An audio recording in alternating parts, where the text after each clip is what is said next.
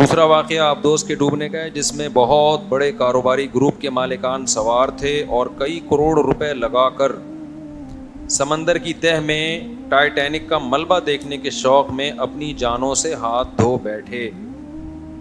کچھ لوگ رزق کی تلاش میں جانوں سے ہاتھ دھو بیٹھ رہے ہیں، کچھ ریکارڈ قائم کرنے کے لیے، ایسے خطرناک ایڈونچر کرنے کے لیے۔ اس بارے میں شریعت کیا کہتی ہے؟ حادثات میں مرنے والوں کو شہید کہا جائے گا، ان کے لیے دعائے مغفرت کی جائے گی، کیا ہوگا؟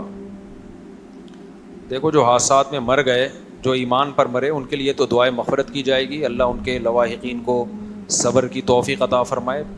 جن کی موت ایمان پر ہوئی ہے، جن کی موت ایمان پر نہیں ہوئی تو زندگی میں تو دعا کی جا سکتی ہے، موت کے بعد ان کے لیے دعا نہیں کی جا سکتی، وہ موت کے بعد کی زندگی کو مانتے ہی نہیں تھے۔ باقی دیکھیں، یہ جب یہ علی سکپارہ کا واقعہ ہوا نا، کیٹو کی پہاڑی پہ چڑھنے کی کوشش کی اور جان سے ہاتھ دھو بیٹھے، تو ان کے بیٹے نے کا بیان آیا تھا کہ میں اپنے والد کے مشن کو پورا کروں گا، میں کیٹو کی پہاڑی سردیوں میں عبور کروں گا۔ اس پر میں نے ایک بیان ریکارڈ کروایا تھا، وہ بھی اس موقع کے لیے وہ بھی مناسب ہے، تو میں اس کو دوبارہ ریپیٹ کر دیتا ہوں۔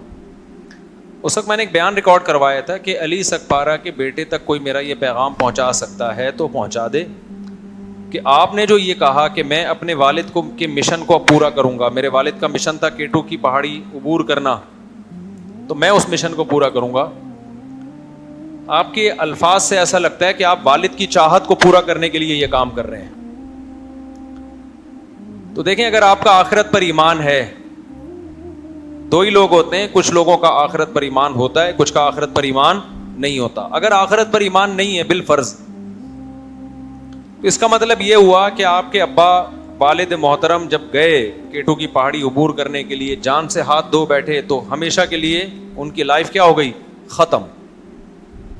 اب آپ اپنی جان کو خطرے میں ڈال کے وہ کام کریں نہ کریں، آپ کے والد کی صحت پہ اس سے کوئی فرق نہیں پڑتا۔ ان کو پتہ ہی نہیں، کیونکہ جو ایتھیس لوگ ہیں، جو مذہب کو نہیں مانتے، وہ کیا کہتے ہیں؟ انسان کچرا ہے، کچھ دن کے لیے اس کو حیات ملتی ہے ڈارون کے نظریے کے نتیجے میں، اور اس کے بعد وہ دوبارہ کیا ہو جاتا ہے؟ کچرا ہو جاتا ہے، تو ختم۔ اب آپ کے ابا کو تو اس سے کوئی فائدہ ہونے والا، ان کو پتہ بھی نہیں چلے گا کہ آپ نے یہ کام کیا ہے، تو ایسا کام کیوں کر رہے ہو جس سے آپ کے ابا کو نہ کوئی خوشی ہو رہی ہے، نہ کوئی غم ہو رہا ہے؟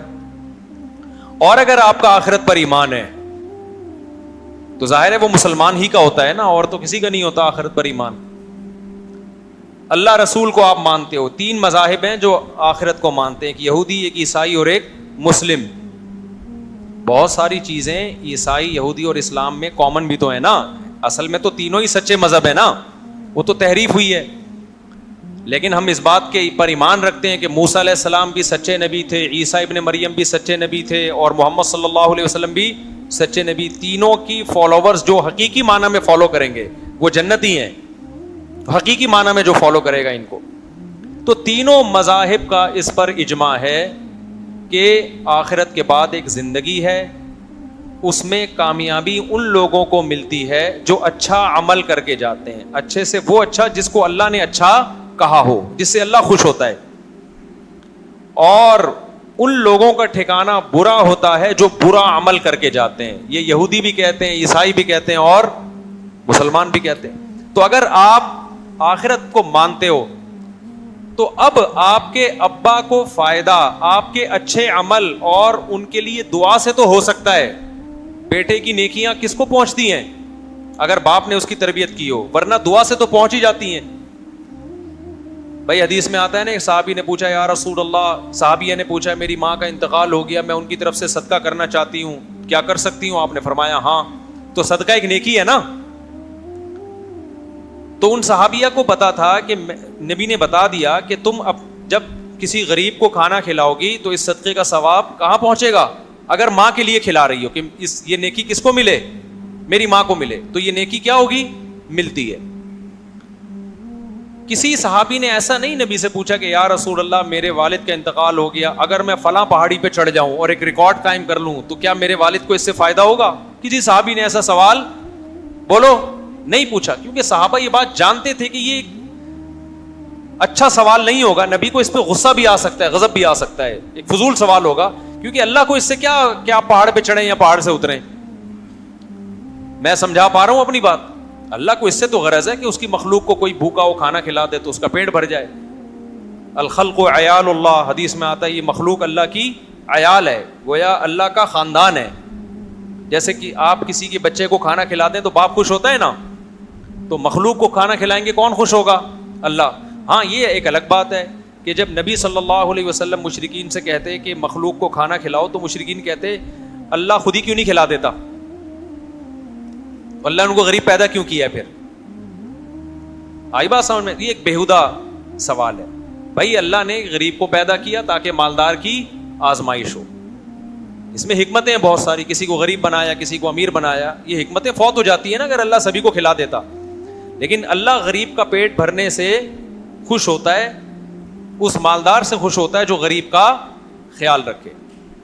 تو صحابیہ نے نبی سے کیا پوچھا؟ میں اگر صدقہ کروں گی تو میری ماں کو, نیت میری ہوگی اپنی ماں کے لیے صدقہ کر رہی ہوں.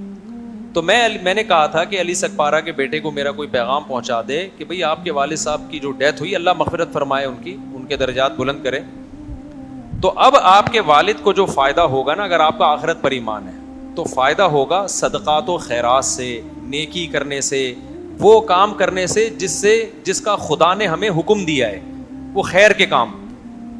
پہاڑ پہ چڑھنے سے کسی بھی مسلک کے عالم سے پوچھ لینا, پہاڑ پہ چڑھنا کوئی نیکی نہیں ہے جس کا ثواب پہنچایا جا سکتا ہو.